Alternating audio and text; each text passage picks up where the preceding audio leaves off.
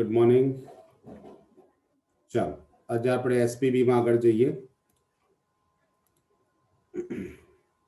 એસપીબીમાં last time આપણે જે ચર્ચા કરી હતી ત્યાર પછી ત્યાંથી આગળનો point number 4. These industries, manufacturing industries are engaged in conversion or transmissions of the raw material or the semi-finished goods into finished goods. એટલે કે ઉત્પાદક એકમો જેને કહીએ છીએ manufacturing industries, and these industries are engaged in conversion or transmissions of raw material. શું કરે છે આ ઉદ્યોગો? એંગેજ એમાં સંકળાયેલા હોય છે કે કન્વર્ઝન રૂપાંતર કરે છે અથવા ટ્રાન્સફોર્મેશન્સ અથવા એકબીજામાં એટલે કે એકમાંથી બીજામાં રૂપાંતર કરવું of raw material or semi-finished goods, કાચો માલ કે અર્ધતૈયાર માલને into finished goods અને તૈયાર માલમાં રૂપાંતર કરે. By changing the form of the raw material, form FORM, form એટલે સ્વરૂપ. So by changing the form of the raw material into finished goods, એટલે કે કાચા માલને જે તૈયાર માલમાં જે ચેન્જ કરવું એટલે એના સ્વરૂપમાં જે પરિવર્તન કરવામાં આવે છે, they create the form utility, એટલે સ્વરૂપલક્ષી દૃષ્ટિકોણમાં વધારો કરે છે એમ કહેવાય. For example, timber is converted into furniture. એટલે ટિમ્બર એટલે લાકડું, જે લાકડાને ફર્નિચરમાં રૂપાંતર કરવું. કોટન ઇન્ટુ ક્લોથ્સ, કપાસમાંથી આપણે કપડા બનાવવા. શુગર કેન ઇન્ટુ શુગર, બરાબર છે, એટલે શેરડીમાંથી ખાંડ બનાવી વગેરે. Generally, the products of the extractive industries become the raw material for manufacturing industries. શું કહે? સામાન્ય રીતે જે product of the extractive industries એટલે જમીનમાંથી જે કાઢવામાં આવે છે, જમીનમાંથી જે ખોદીને કાઢવામાં આવે છે અથવા તો હવામાંથી જે અલગ કરીને કરવામાં આવે છે, ધ એક્સ્ટ્રેક્ટિવ ઇન્ડસ્ટ્રીઝ કહેવાય. એ raw material from manufacturing industries, જે કાચા માલમાંથી શું કરે છે? રો મટીરિયલ માંથી મેન્યુફેક્ચરિંગ ઇન્ડસ્ટ્રીઝ બનાવે છે. For example, cotton produced by the farmers is used by the textile industries. એટલે કે જે ખેડૂતો દ્વારા જે કોટન એટલે કપાસ ઉગાડવામાં આવે છે ખેડૂતો દ્વારા, is used by the textile industries. એ કાપડ ઉદ્યોગ એનો ઉપયોગ કરે છે. ધ આયર્ન ઓર એટલે જમીનમાંથી જે કાચી ધાતુ નીકળે એટલે લોખંડની જે ખાણ નીકળે એને આયર્ન ઓર કહેવાય. પ્રોડ્યુસ્ડ બાય માઇન્સ, બરાબર, માઇન્સ એટલે ખનિજો, is use by the iron, બરાબર, કે જે ખનિજો દ્વારા જે આયર્ન ઓર એટલે કાચું લોખંડ ઉત્પન્ન થતું હોય છે, બરાબર, એમાંથી શું કરે છે? Produce by the iron and steel industries, એ લોખંડ પોલાદના ઉદ્યોગોમાં વપરાય છે, એક્સેટ્રા. તો આ બધા મેન્યુફેક્ચરિંગ ઇન્ડસ્ટ્રીઝ કહેવાય. Manufacturing industries can be further classified into following category. એમાં પણ અલગ અલગ પ્રકાર આપેલા છે, પેટા પ્રકાર આપેલા છે. પેટા પ્રકારોમાં પહેલું આપ્યું છે એનાલિટિકલ ઇન્ડસ્ટ્રીઝ. એનાલિટિકલ ઇન્ડસ્ટ્રીઝ એટલે વિશ્લેષણ ઉદ્યોગ, એટલે એને શું કરે છે? વિશ્લેષિત કરે છે. In this type of industries, many types of the product are manufactured. અલગ અલગ ઘણા બધા પ્રકારની વસ્તુનું ઉત્પાદન થાય છે. By analyzing, એનું વિશ્લેષણ કરીને, and separating different elements, અલગ અલગ જે એલિમેન્ટ્સ એટલે પરિબળો છે એને સેપરેટ, અલગ છૂટા કરવામાં આવે છે from the same material, એક જ મટીરિયલમાંથી. For example, in oil refinery, એટલે કે જે આપણને ખબર છે કે પેટ્રોલિયમની જે રિફાઇનરી હોય એને ઓઇલ રિફાઇનરી કહેવાય. ક્રૂડ ઓઇલ ઇઝ પ્રોડ્યુસ, છે ક્રૂડ ઓઇલ આપણી પાસે હોય છે એનું ઉત્પાદન કરવામાં આવે છે, પ્રોડ્યુસ પ્રક્રિયા કરવામાં આવે છે, process and separated into petrol, diesel, gasoline, kerosene, lubricants oil, etc. Lubricant oil એટલે ઊંજણ તેલ જેને આપણે કહીએ છીએ. પેટ્રોલ, ડીઝલ આપણને ખબર છે, ગેસોલિન ને ગેસોલિન જ કહેવાય, કેરોસીન. ત્યાર પછી આપણે સિન્થેટિક ઇન્ડસ્ટ્રીઝ. સિન્થેટિક ઇન્ડસ્ટ્રીઝની અંદર શું કરવામાં આવે છે? વસ્તુઓ જોડવાનું કામ કરવામાં આવે છે, વિશ્લેષણ કરવાનો ઉદ્યોગ. પછી in this type of industries, the two or more materials or integrants are combined.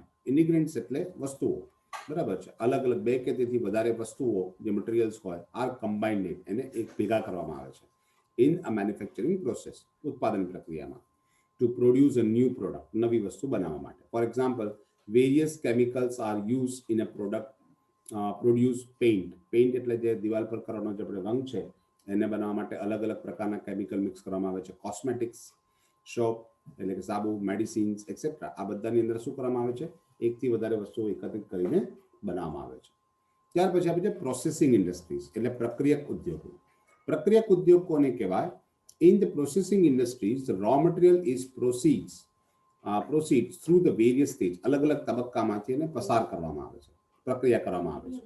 and the final products are produced, અને અંતે તૈયાર વસ્તુ તૈયાર થાય. ફોર એક્ઝામ્પલ, ટેક્સટાઇલ ઇન્ડસ્ટ્રી એટલે કાપડ ઉદ્યોગ, અલગ અલગ તબક્કામાંથી કાપડ ઉદ્યોગ પસાર થાય બરાબર, પેલા દોરા વણાટ થાય, દોરા વણાટ પછી એમાંથી કાપડ બને, કાપડ બન્યા પછી એની પર રંગીન કાપડ બનાવવા માટે એની ઉપર ડિઝાઇન કે બધું કરવું પડે, બરાબર છે. તો ટેક્સટાઇલ ઇન્ડસ્ટ્રી, પેપર ઇન્ડસ્ટ્રીઝ, કાગળ ઉદ્યોગ છે, શુગર ઇન્ડસ્ટ્રીઝ, બરાબર વગેરે. એસેમ્બલ લાઇન, એસેમ્બલ એટલે બે તૈયાર વસ્તુઓને જોડવામાં. In this type of industries is a different instrument or components or the spare parts are assembled to produce a new useful product. બરાબર છે. અલગ અલગ તૈયાર વસ્તુ હોય જેને છૂટી પણ વેચી શકાય, પણ એને ભેગી કરીને શું કરવામાં આવે, એકત્રિત કરીને વેચવામાં આવે, એટલે એનું સંગઠિત કરીને વેચવામાં આવે, એસેમ્બલ કરવું કહેવાય. ધારો કે આપણને ખબર હોય છે કે બજારની અંદર એસેમ્બલ ટીવી મળતા હોય છે, એસેમ્બલ કોમ્પ્યુટર્સ મળતા હોય છે. એમાં શું કરવામાં આવે, અલગ અલગ પ્રોડક્ટ ભેગી કરીને બનાવવામાં આવે. ધારો કે કાર, સ્કૂટર, કોમ્પ્યુટર, આ બધી વસ્તુમાં એસેમ્બલિંગ થતું હોય. અલગ અલગ કારના દરેકે દરેક કોમ્પોનેન્ટ્સ એટલે કે વિભાગો અલગ અલગ બનતા હોય. સીટ અલગ કંપની બનાવે, એની હેડલાઇટ અલગ કંપની બનાવે, એના ગ્લાસીસ અલગ કંપની બનાવે, ને બધું ભેગું કરવામાં આવે, એસેમ્બલ કરવામાં આવે. આપણને એ પણ ખબર છે કે ચાઇના અત્યાર સુધી મોબાઈલ એસેમ્બલિંગમાં સૌથી આગળ હતું, બરાબર છે. એટલે કે મોબાઈલના અલગ અલગ પાર્ટ્સ આવે, એ બધા પાર્ટ્સ ભેગા કરીને આખો મોબાઈલ બનાવવાનું કામ ચાઇનામાં થતું હતું. તો એને એસેમ્બલ લાઇન કહેવાય. અનધર ક્લાસિફિકેશન્સ ઓફ ઇન્ડસ્ટ્રી, અન્ય ઉદ્યોગો જોઈએ તો એક છે હેવી ઇન્ડસ્ટ્રી અને લાઇટ ઇન્ડસ્ટ્રીઝ, એટલે ભારે ઉદ્યોગો અને હલકા ઉદ્યોગો અથવા તો હળવા ઉદ્યોગો.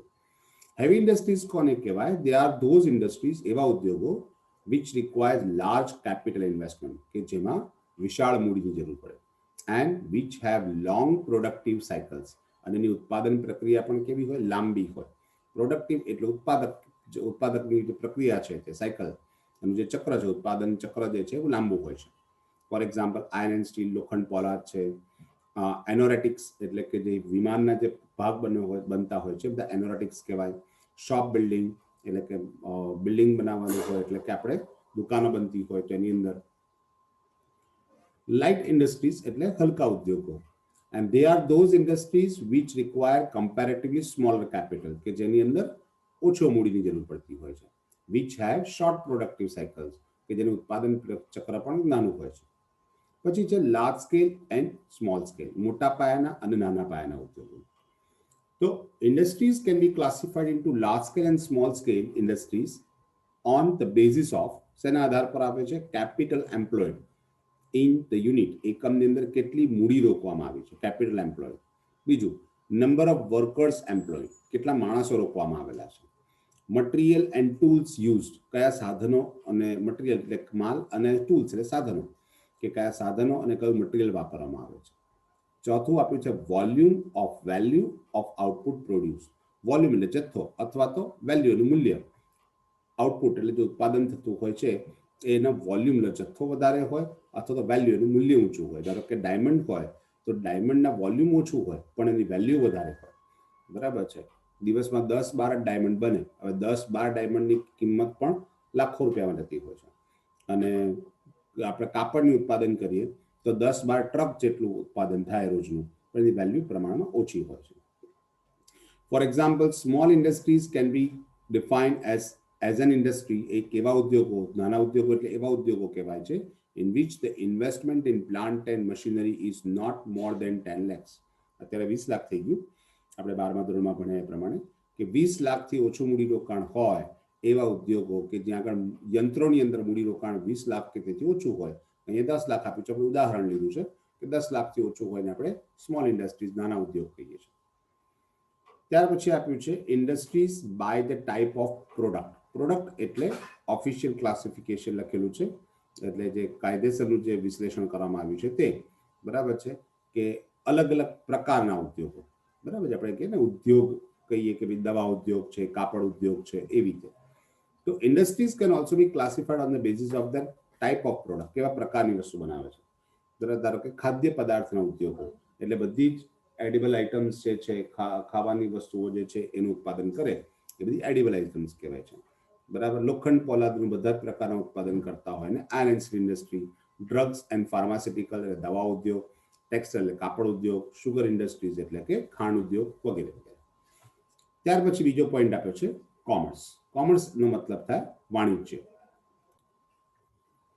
વાણિજ્યનો મતલબ આપેલો છે કે commerce includes all those activities એટલે એવી બધી જ પ્રવૃત્તિ ઓર ધ ફંક્શન્સ એવા બધા જ કાર્યો which ensure free and smooth function કે જે બધી પ્રવૃત્તિને કેવું બનાવે છે ફ્રી એટલે મુક્ત અને સ્મૂથ એટલે સરળ બનાવે છે બરાબર છે કે સરળતાથી બધી જ પ્રવૃત્તિઓ થઈ શકે તમામ પ્રકારની પ્રવૃત્તિઓ જો સરળતાથી કરવી હોય કે બધા જ કાર્યો સરળતાથી અને મુક્ત રીતે કરવા હોય બરાબર છે એ ફ્રીનો મતલબ મુક્ત થશે બરાબર છે મફત નહીં થાય મુક્ત બરાબર છે ફ્રી એન્ડ સ્મૂથ મુક્ત અને સરળ રીતે કામ થઈ શકે એને આપણે વાણિજ્ય કહીએ છીએ કોમર્સ ઇઝ એન એક્ટિવિટી એક એવી પ્રવૃત્તિ છે ઓફ ધ ટ્રાન્સફરિંગ ગુડ્સ એટલે વસ્તુને ટ્રાન્સફર કરે છે એક જગ્યાએથી બીજી જગ્યાએ હેરફેર કરે છે એની અથવા તો એક જગ્યાએ બીજી જગ્યાએ હેરફેર કરવાનું કામ કરે છે ઓફ ધોઝ પર્સન્સ એવા વ્યક્તિઓથી હુ નીડ ધેમ કે જેને તેની જરૂર છે It is a system of the exchange of goods between members of the industrial world.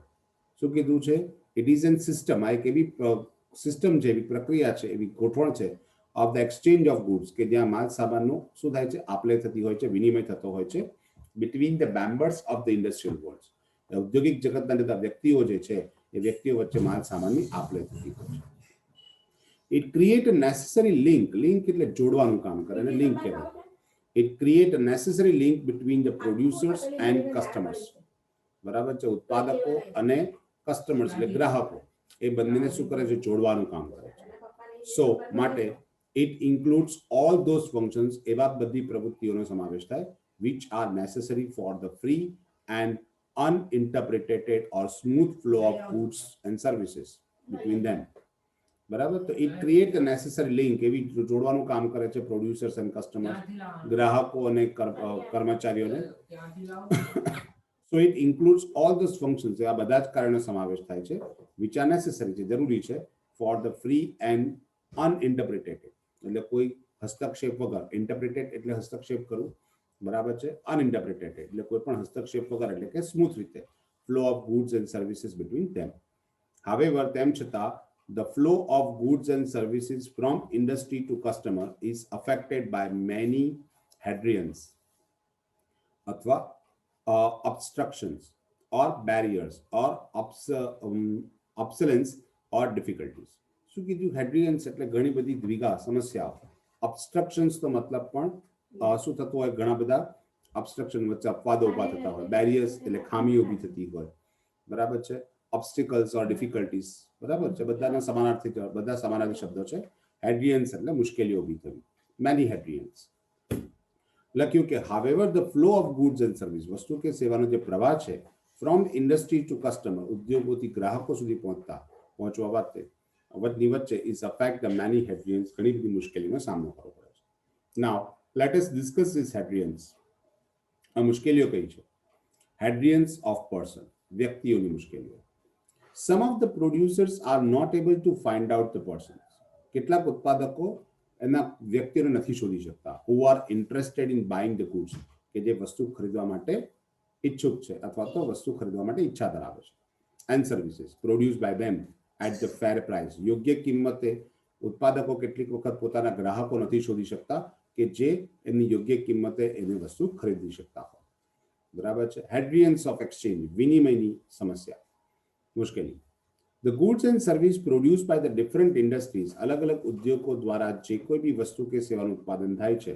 must be exchanged for money એ નાણાના માધ્યમથી વિનિમય થતું હોય છે This involves a problem of time સમયની સમસ્યા place સ્થળની સમસ્યા mode of the payment ચુકવણીની સમસ્યા Thus the basic problem in dealing of goods એટલે માલ સામાનની જે હેરફેર કરવામાં જે છે એટલે કે જે પાયરી શરત જે છે when is money to be paid ક્યારે નાણાં ચૂકવવા બરાબર છે how the money is to be paid કેવી રીતે ચૂકવવા in what form it will be paid ને કયા સ્વરૂપે ચૂકવવા this problem should be solved before transaction of the goods completed transaction એટલે વ્યવહાર of the goods માલનો જે વ્યવહાર જે છે એ પૂરો થાય એ પહેલા શું થાય છે the problem should be solved this problem should be solved A solve કરવો પડે બરાબર છે વ્યવહાર પૂરો થતા પહેલા these problems are solved by the agency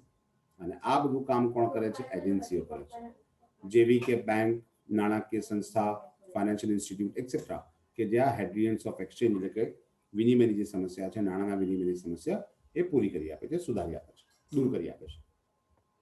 હેડ્રિયન્સ of place, સ્થળની સમસ્યા, સ્થળની મુશ્કેલી. સમટાઇમ્સ કેટલીક વખત producers and the consumers are situated or located at a distance place. Producers એટલે ઉત્પાદકો અને કન્ઝ્યુમર એટલે ગ્રાહકો બંને અલગ અલગ સ્થાન પર છે. ડિસ્ટન્સ એટલે દૂરની, પ્લેસીસ એટલે સ્થાન પર, લોકેટેડ એટલે સ્થપાયેલા અથવા તો ત્યાં આગળ જોવા મળે છે. તો અલગ અલગ સ્થાને ઉત્પાદક અને ગ્રાહકો હોય છે. સો they have to face the following problems. Face એટલે સામનો કરવો. ફેસનો મતલબ એ મોડું નહીં થાય, સામનો કરવો થશે. they have to face the following problems. કેટલીક સમસ્યાનો એમને સામનો કરવો પડે છે. Transfer of goods from producer to customers, એટલે કે ઉત્પાદકોથી ગ્રાહકો સુધી માલ સામાન મોકલવો. To convert the risk relating of the goods during transportation. To cover the risk cover કરવું એટલે જોખમ, કે જ્યારે વાહન વ્યવહારમાં માલ ટ્રાન્સપોર્ટ થતો હોય ત્યારે એમાં ચોરી થવાનો ભય રહી શકે છે, નુકસાન થવાનો ભય રહી શકે છે, બરાબર છે, અકસ્માત થવાનો ભય રહી શકે છે. તો એ બધી વસ્તુ cover the risk relating two goods, માલ સામાનને લગતી જે જોખમો છે ડ્યુરિંગ ટ્રાન્સપોર્ટેશન એટલે વાહન વ્યવહારમાં. And to protect the goods against the possibility of damage. Possibility of damage, possibility શક્યતા, ડેમેજ એટલે નુકસાન, બરાબર છે. માલ સામાનને નુકસાન થાય, ધારો કે હવે એવી વસ્તુ જેને ભેજ લાગી જાય છે તો એને ભેજથી રક્ષણ આપવું પડે, બરાબર છે.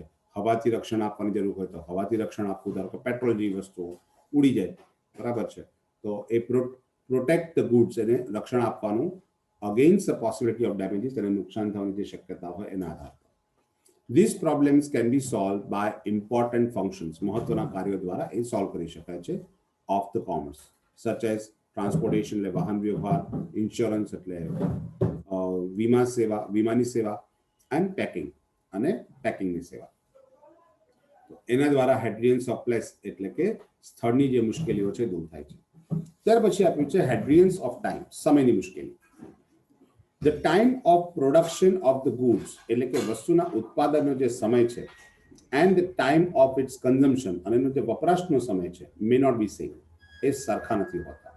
એટલે ઉત્પાદન અલગ સમય થયું હોય, એનો વપરાશ અલગ સમય થયો હોય. સો માટે it become necessary to make the some arrangement for the storage, માટેના સંગ્રહ માટે કેટલીક અરેન્જમેન્ટ એટલે વ્યવસ્થા કરવી પડે.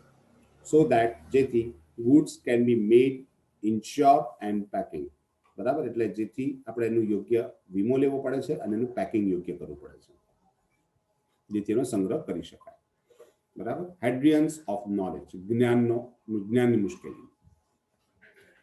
For the sale of the product, વસ્તુના વેચાણ કરવા માટે the product must be come to knowledge of the potential customers, બરાબર છે. વસ્તુ વિશે આપણને શું એના પોટેન્શિયલ એટલે કે યોગ્ય ગ્રાહકો ની આપણને જ્ઞાન હોવું જોઈએ કે આ લોકોને આ વસ્તુનો ઉપયોગ ખબર હશે. This requires a proper arrangement of the advertising and publicity. લોકોને પ્રોડક્ટ વિશે ક્યાંથી ખબર પડે કે આ પ્રોડક્ટ કેવી રીતે વાપરવાની, કેવી રીતે ઉપયોગમાં લેવાની, કયા કામ માટે ઉપયોગમાં લેવાય, બરાબર. દરેક વસ્તુ જોઈએ તો આપણને એના ઉપયોગ ખબર પડતા નથી. તો requires a proper arrangement and advertisement. એના માટે તમારે યોગ્ય ગોઠવણ કરવી પડે, જાહેરાતો કરવી પડે અને publicity. This can be done by the advertising agency. જે જાહેરાત સંસ્થાઓ છે એ કામ કરે છે. In short, ટૂંકમાં the commerce is that part of business activity, ધંધાકીય પ્રવૃત્તિનો એવો ભાગ છે which seek to facilitate the exchange of goods by removing following hindrances. શું કરે છે? જે પ્રવૃત્તિ એવું જે કામ જ એવું કરે છે, to facilitate, જે તમને વ્યવસ્થા પૂરી પાડે છે, ફેસિલિટી પૂરી પાડે છે of exchange of goods, માલ સામાનના હેરફેરની, by removing the following hindrances, નીચેની મુશ્કેલીઓ દૂર કરીને. Hindrance of person એટલે વ્યક્તિઓને શોધવાની જે મુશ્કેલી છે, એટલે બાય ટ્રેડ, વેપાર કરીને. Hindrance of exchange, વિનિમયની મુશ્કેલી છે, બાય એક્સચેન્જ, વિનિમય કરીને. Hindrance of place, સ્થાનની મુશ્કેલીઓ જે છે, સ્થળની મુશ્કેલી છે, એ વાહન વ્યવહાર, વીમો અને પેકિંગ દ્વારા એ સુધારીને. Hindrance of type, જે સમયની મુશ્કેલી છે, એ વેરહાઉસિંગ એટલે કે ગોડાઉન દ્વારા એનો ઉપયોગ સંગ્રહ કરીને. Hindrance of knowledge, જ્ઞાનનો અભાવ જે લોકો પાસે, જ્ઞાનની મુશ્કેલી છે, એ જાહેરાત દ્વારા. ત્યાર પછી આપ્યું છે ટ્રેડ એટલે કે વેપાર. વાણિજ્ય સાથે હંમેશા વેપાર શબ્દ જોડાયેલો છે. તો ટ્રેડ એટલે શું છે? તો trade refers to sell, transfer or exchange of goods. માલ સામાનનો વિનિમય કરવો, આપ લે કરવી અથવા વેચાણ કરવું, એને આપણે શું કહીએ છીએ? વેપાર કહે છે. This is a part of commerce. આ વાણિજ્યનો એક ભાગ છે. But it does not include ancillary functions. પરંતુ એની ancillary મતલબ થાય સહાયક.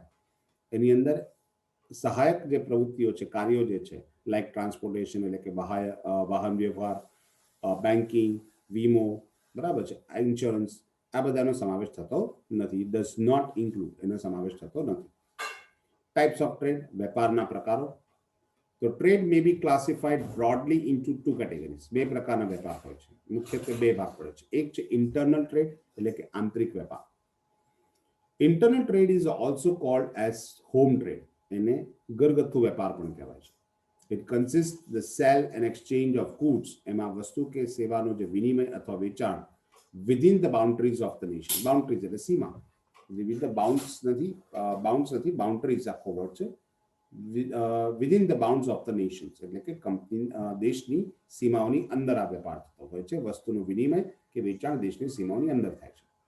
પેમેન્ટ ઓફ ધ સચ સેલ, આવા વેચાણનું જે પેમેન્ટ એટલે જે ચૂકવણીઓ છે, are made in national currency. બરાબર, આપણા દેશના નાણાં સાથે એટલે રાષ્ટ્રીય નાણાં સાથે કરવામાં આવતું હોય છે. Directly or through the national banking system, અથવા તો દેશની જે નાણાં વ્યવસ્થા છે એના આધારથી, એટલે કે ડેબિટ કાર્ડ, ક્રેડિટ કાર્ડ વગેરે. And the internal transportation system, અને આંતરિક વાહન વ્યવહારની જે સગવડો છે ઇઝ યુટિલાઇઝ, એનો ઉપયોગ કરવામાં આવે છે for the movement of goods, માલ સામાનની હેરફેર કરવામાં આવે છે. Internal or home trade may be conducted on either of the following basis. નીચેનામાંથી કોઈ પણ એક પદ્ધતિ દ્વારા આંતરિક કે ઘરગથ્થુ વેપાર થતો હોય છે. એક છે હોલસેલ ટ્રેડ એટલે જથ્થાબંધ વેપાર. This involves the sale of the goods is comparatively large quantities. આમાં જે વસ્તુ કે સેવાનું જે વેચાણ થતું હોય છે લાર્જ ક્વોન્ટિટીઝ, વિશાળ જથ્થામાં થાય છે. At those traders એવા વેપારીઓને કરે છે who are in direct contact with the customers, જે ગ્રાહકો સાથે પ્રત્યક્ષ સંપર્કમાં હોય.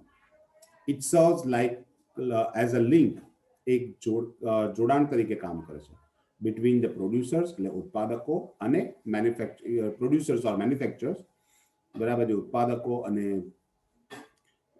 જે નિયોજકો જે છે, ઉત્પાદકો જે છે, producers or manufacturers, and their retail, અને retail એટલે છૂટક વેચવાવાળા, who sell directly to the customers, કે જે લોકો સીધા ગ્રાહકને વેચે છે.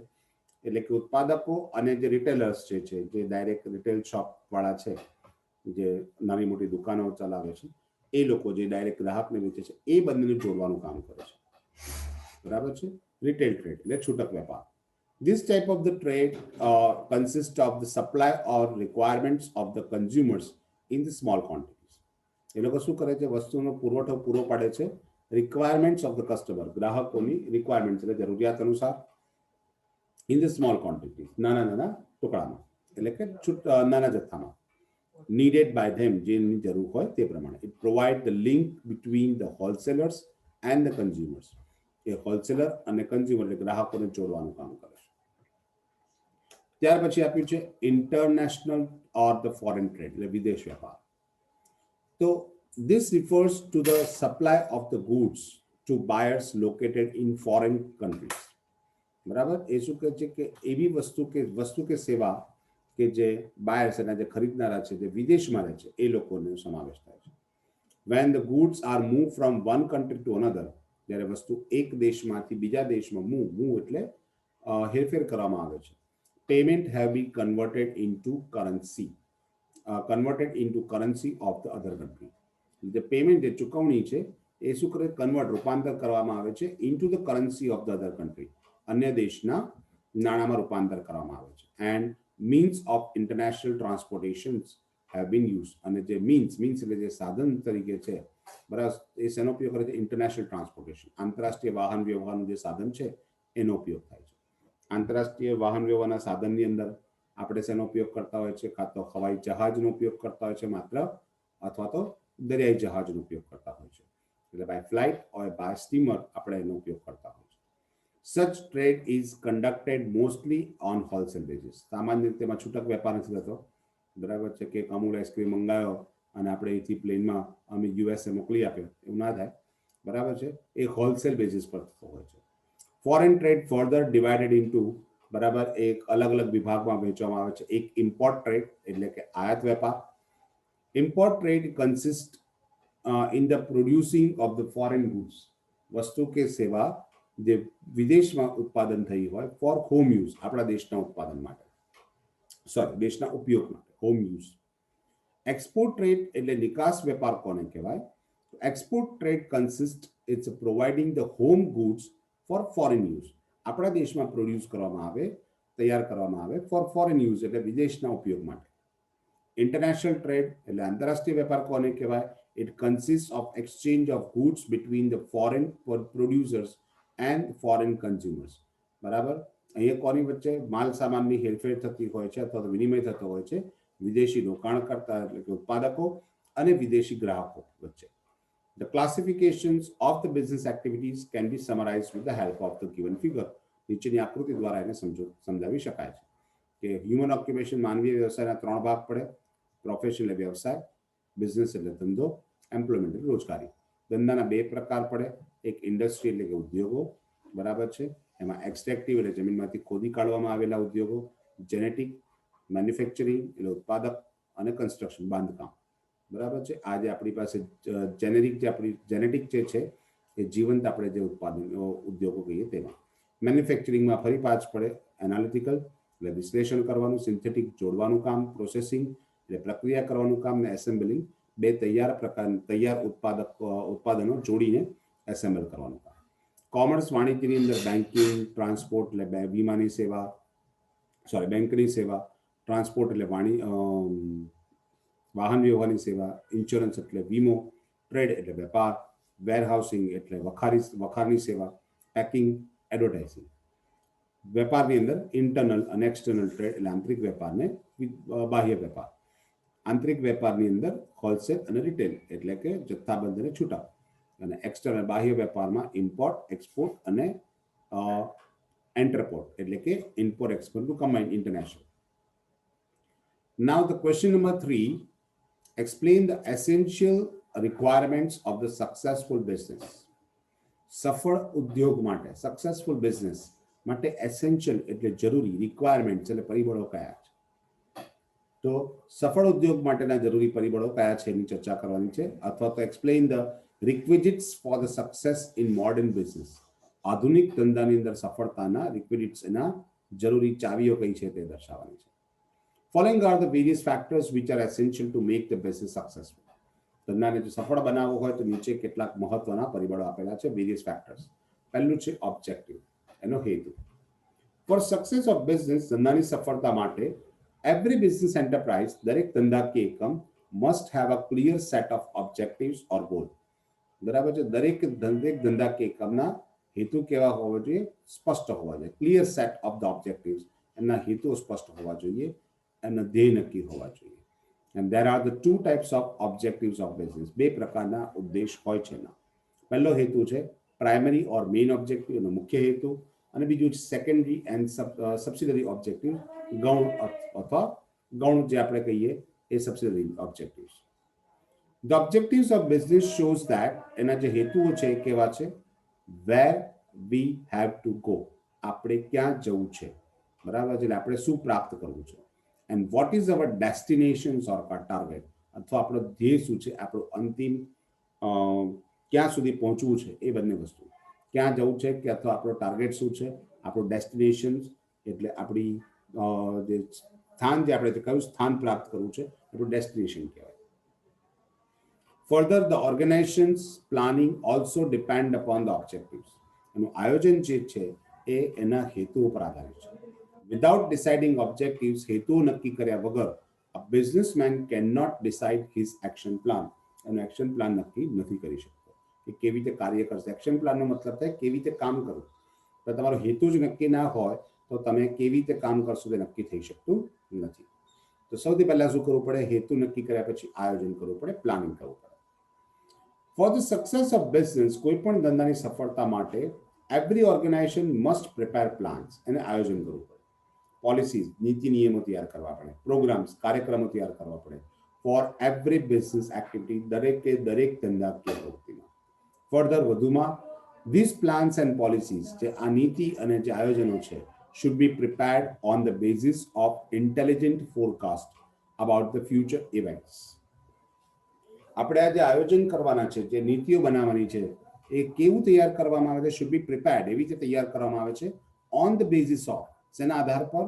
Intelligent forecast.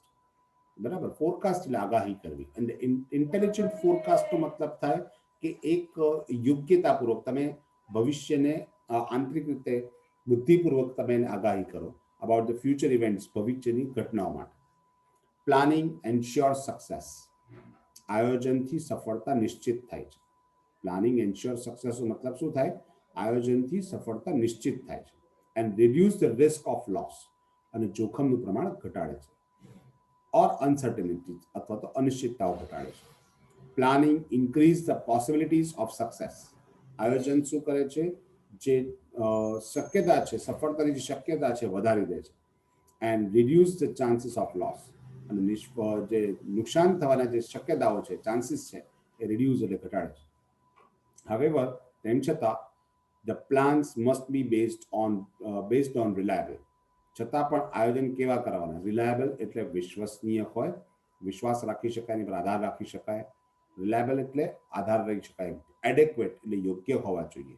અને up to the date of information, બરાબર, અને વર્તમાન સુધીની માહિતી હોવી જોઈએ. એટલે આપણે કહીએ ને, અપ ટુ ડેટનો મતલબ થાય આજ દિન સુધીની જેટલા પણ બજારમાં નવી નવી પદ્ધતિઓ આવી હોય, એ તમારી પાસે જ્ઞાન હોવું જોઈએ. તમને up to date information about the past, તમને ભૂતકાળની બધી જ માહિતી હોવી જોઈએ, પ્રેઝન્ટ વર્તમાનની માહિતી હોવી જોઈએ, અને ફ્યુચર કન્ડિશન્સ અને ભવિષ્યની પરિસ્થિતિનો તમને અંદાજો હોવો જોઈએ.